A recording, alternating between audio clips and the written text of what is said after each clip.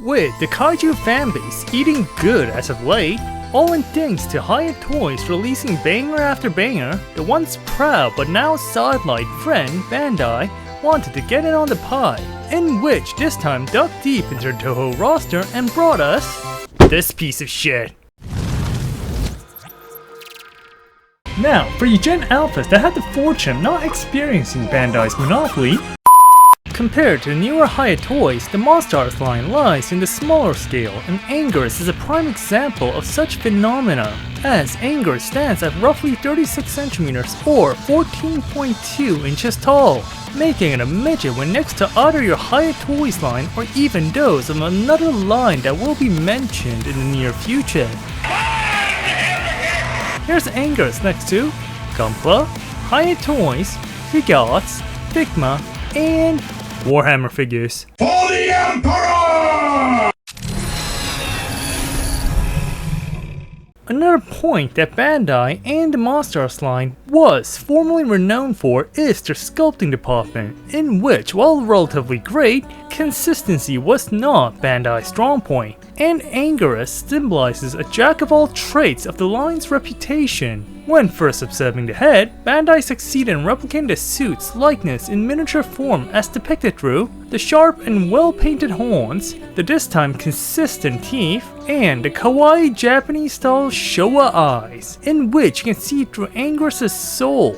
But unlike the Hiya Toys' latest release where the inner mouth boasted the disgusting amount of details, Anguirus here lacks such definition and probably shows the Monsterarts' lack of investment in such departments compared to their counterparts. This is not mentioning the legs that, while fully functional, lack the organic aesthetics such as the shape or paint applied. Another point where the contrast with another quadruped kaiju shines is the toes, as the ones seen here are a singular piece in which it is a big disappointment after witnessing what was seen on Shimo. And finally, it's a pain in the ass to place Anguirus on all four. Another point where Anguirus here falters is in the tail, as while fully functional with some extreme degrees of flexibility, all in due to it being composed of 13 separate pieces all connected via ball joints. Just like the legs, the shape is extremely clunky and at times a hassle to place, all in due to the competitor releasing a far superior tail.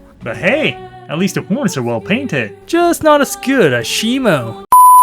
But a point where Bandai shines is in Anguirus' shell, as the Iron Maiden-esque back is sprinkled with the spikes that are all individually painted with finesse, that all adds up in depicting the Ankylosaurus-inspired nature of the kaiju, but still a bitch to handle. Ow!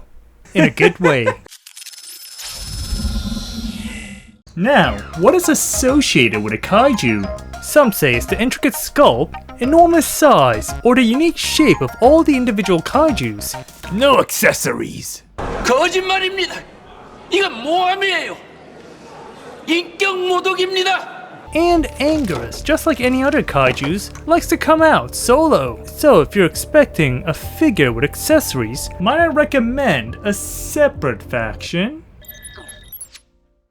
But a strong point that Bandai seems to hold tight to is the articulation department, in which Anguirus here embodies the countless years of experience the Monsterarts line accumulated in miniature form, both the good and the bad. The head and neck enables the head to freely move up and down, and a slight side-to-side movement. The shell, due to it being attached via a torso piece, happens to be real flimsy.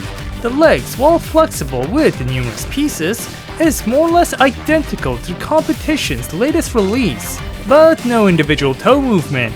But the stomach crouch is out of this world, and while the shape of the tail is awkward to say the least, if it weren't for the spiky horns, I could touch it all day.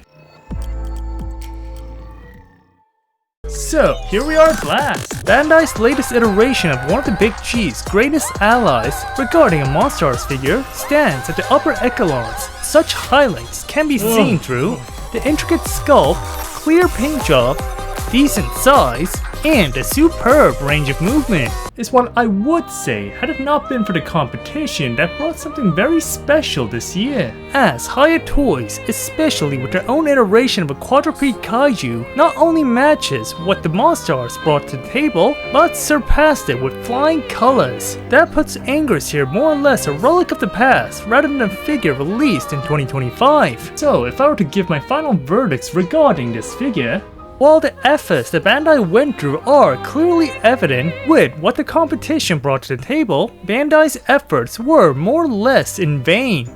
So if you're a fan of this kawaii-esque kaiju over here, can't solely recommend this figure, especially at that price. In doing so, I'm gonna give the SH Monsterarts Anguirus here a ranking of a C.